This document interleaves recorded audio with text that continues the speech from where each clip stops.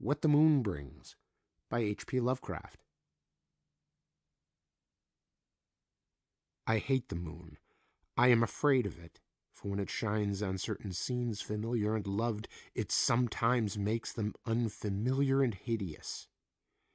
It was in the spectral summer when the moon shone down on the old garden where I wandered. The spectral summer of narcotic flowers and humid seas of foliage that bring wild and many-colored dreams. And as I walked by the shallow crystal stream, I saw unwanted ripples tipped with yellow light, as if those placid waters were drawn on in restless currents to strange oceans that are not in the world. Silent and sparkling, bright and baleful, those moon-cursed waters hurried I knew not whither, whilst from the embowered banks white lotus blossoms fluttered one by one in the opiate night wind, and dropped despairingly into the stream, swirling away horribly under the arched carven bridge, and staring back with the sinister resignation of calm, dead faces.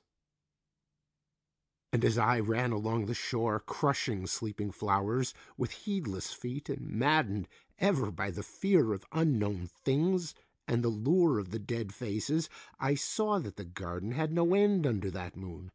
For where by day the walls were, there stretched now only new vistas of trees and paths, flowers and shrubs, stone idols and pagodas, and bendings of the yellow-litten stream past grassy banks and under grotesque bridges of marble.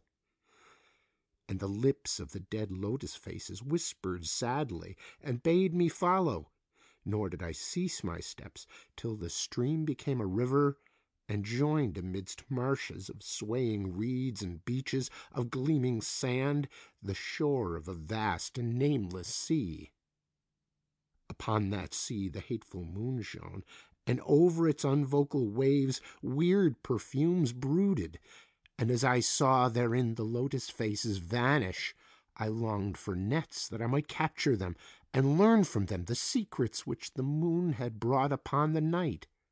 But when the moon went over to the west and the still tide ebbed from the sullen shore, I saw in that light old spires that the waves almost uncovered, and white columns, gay with festoons of green seaweed. And knowing that to this sunken place all the dead had come, I trembled and did not wish again to speak with the lotus faces. Yet when I saw far out in the sea a black condor descend from the sky to seek rest on a vast reef, I would fain have questioned him, and asked him of those whom I had known when they were alive.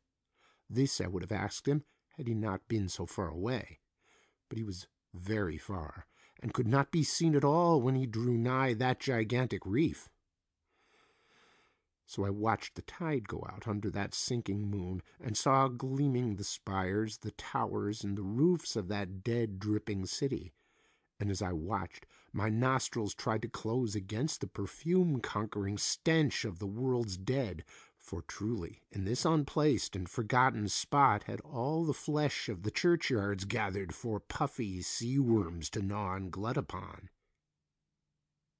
Over those horrors the evil moon now hung very low, but the puffy worms of the sea need no moon to feed by.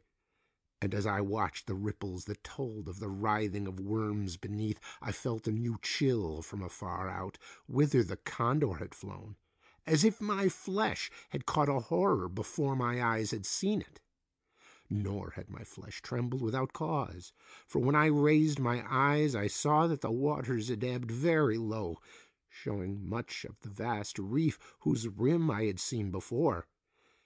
And when I saw that this reef was but the black basalt crown of a shocking icon, whose monstrous forehead now shone in the dim moonlight, and whose vile hooves must paw the hellish ooze miles below, I shrieked and shrieked, lest the hidden face rise above the waters, and lest the hidden eyes look at me after the slinking away of that leering and treacherous yellow moon. And to escape this relentless thing, I plunged gladly and unhesitatingly into the stinking shallows, where amidst weedy walls and sunken streets fat sea worms feast, upon the world's dead. End of What the Moon Brings by H.P. Lovecraft.